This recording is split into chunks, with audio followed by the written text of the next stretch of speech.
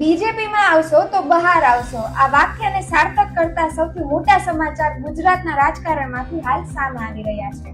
એક તરફ આમ આદમી પાર્ટીના ફાયરબ્રાન્ડ નેતા અને ધારાસભ્ય ચૈતર વસાવાને કોર્ટે દોષિત જાહેર કર્યા છે, તો બીજી તરફ વર્ષો જૂના પાટીદાર આંદોલનના નેતા છે હાર્દિક પટેલ સહિતના આગેવાનો છે તેના માટે મોટી રાહત છે એ કોર્ટ દ્વારા જાહેર કરવામાં આવી છે. આ બંને ઘટનાઓએ રાજ્યના રાજકીય માહોલમાં ભારે ગરમાવો લાવી દીધો છે. નમસ્કાર, આપ જોઈ રહ્યા છો નગરનાદ, આપની સાથે હું છું મોનિકા. સૌથી પહેલા વાત કરીએ ચૈતર વસાવાની, તો નર્મદાની ડેડિયાપાડા સેશન્સ કોર્ટે વર્ષ 2023ના જંગલ ખાતાની જમીન વિવાદ અને વન કર્મચારીઓ પર હુમલાના કેસમાં મહત્વનો ચુકાદો છે આપ્યો છે.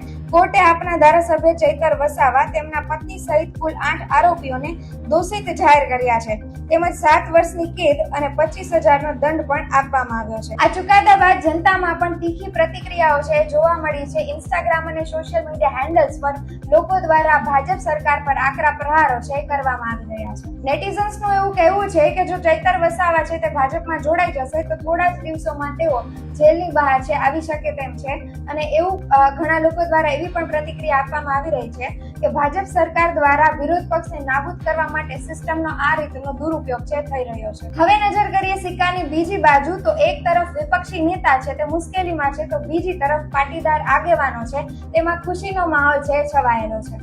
સરકાર દ્વારા 8 વર્ષ જૂનો પાટીદાર આંદોલનનો કેસ છે એ પરત ખેંચી લેવામાં આવ્યો છે.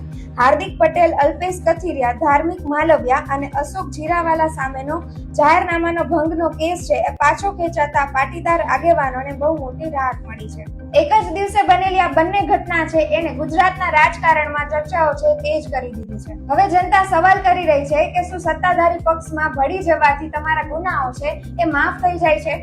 સોશિયલ મીડિયા પર લોકો એવી પણ પ્રતિક્રિયા આપી રહ્યા છે કે ભાજપના ખોળે બેઠેલા લોકો શું નિર્દોષ છે અને લોકો માટે લડતા ચૈતરભાઈ વસાવા છે તે દોષિત છે? હવે જોવાનું એ રહેશે કે આ પ્રકારના ચુકાદાઓ છે તેની આગામી ચૂંટણીઓ પર શું અસર પડે છે. આ જ પ્રકારની અપડેટ્સ જોતા રહેવા માટે ફોલો કરો નગરનાદ.